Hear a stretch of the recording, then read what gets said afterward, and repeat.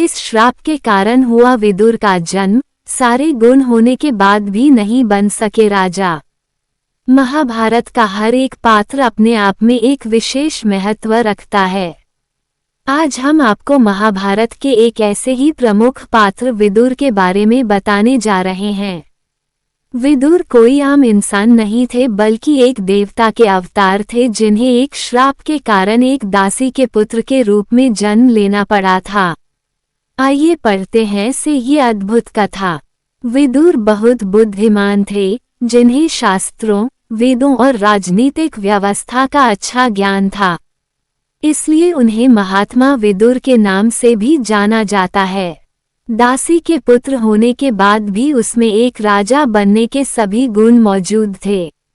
लेकिन क्या आप जानते हैं कि आखिर क्यों दासी का पुत्र होने के बाद भी वह इतने होनहार थे? चलिए जानते हैं इससे जुड़ी महाभारत की कथा। किसके अवतार थे विदुर? कथा के अनुसार मांडव्य नाम के एक तपस्वी ऋषि थे। एक बार उनके आश्रम पर राजा के दूतों ने कुछ चोरों को पकड़ा, जिस कारण ऋषि को भी इसका दंड झेलना पड़ा। तब वह सीधा यमराज के पास गए और उन्होंने पूछा कि मेरे किस अपराध का मुझे ये दंड मिला है। यमराज ने इसके उत्तर में कहा कि जब आप बालक थे तो आपने एक कीड़े की पूंछ में सुई चुभो दी थी, जिस कारण आपको ये दंड मिला है। यमराज को दिया श्राप। ऋषि ने कहा कि बचपन में किए गए इतने से अपराध के लिए मुझे इतना बड़ा दंड दिया गया। तब गुस्से में आकर मांडव्य ऋषि ने यमराज को श्राप दे दिया कि तुम्हें धरती पर दासी पुत्र के रूप में जन्म लेना पड़ेगा। आगे चलकर इसी श्राप के कारण यमराज का जन्म महात्मा विदुर के रूप में हुआ। सत्यवती ने वेदव्यास को दी आज्ञा। महाभारत में वर्णित कथा के अनुसार सत्यवती और शांतनु के पुत्र विचित्रवीर्य का विवाह अंबिका और अंबालिका से हुआ था, लेकिन उनके कोई संतान नहीं थी और वह बहुत ही कम उम्र में मृत्यु को प्राप्त हो गए। ये संकट खड़ा हो गया कि हस्तिनापुर की राजगद्दी अब कौन संभालेगा, क्योंकि भीष्म तो ताउम्र विवाह न करने की प्रतिज्ञा ले चुके थे। तब सत्यवती ने अपने और ऋषि पराशर के पुत्र वेदव्यास को स्मरण किया।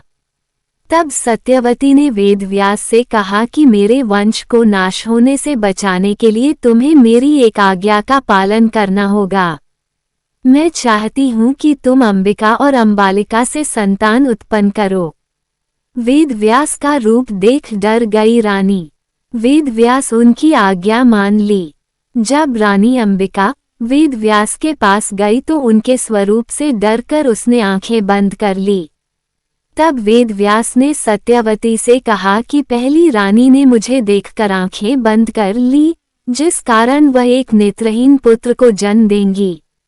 इसके बाद अंबालिका वेदव्यास के पास गई, लेकिन डर के कारण वह भय से पीली पड़ गई।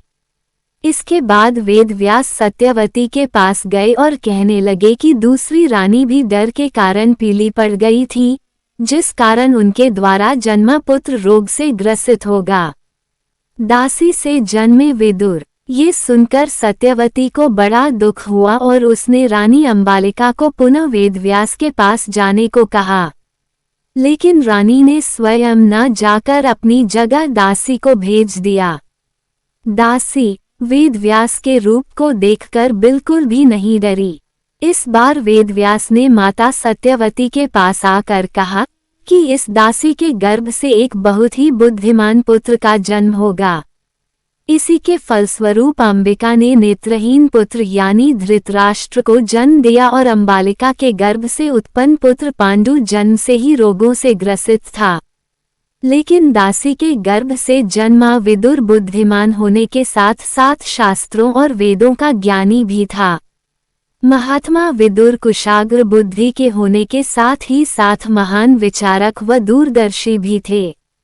महात्मा विदुर जी इतने दूरदर्शी थे कि वे समय से पहले ही आने वाली परिस्थितियों को भांपने में सक्षम थे। महाभारत के युद्ध से पहले ही विदुर जी महाराज धृतराष्ट्र को युद्ध परिणामों के बारे में अवगत करवा दिया था। विदुर जी और महाराज धृतराष्ट्र के बीच का संवाद विदुर नीति के रूप में जाना जाता है। विदुर जी के द्वारा बताई गई बातें आज के समय में भी उतनी ही प्रासंगिक हैं जितनी उस समय हुआ करती थी। यदि विदुर जी की नीतियों का अनुसरण जीवन में किया जाए तो कई तरह की समस्याओं से बचा जा सकता है, साथ ही जीवन को सुखी बनाया जा सकता है। विदुर नीति में ज्ञानी व्यक्ति की पहचान पर महत्वपूर्ण जानकारी दी गई है।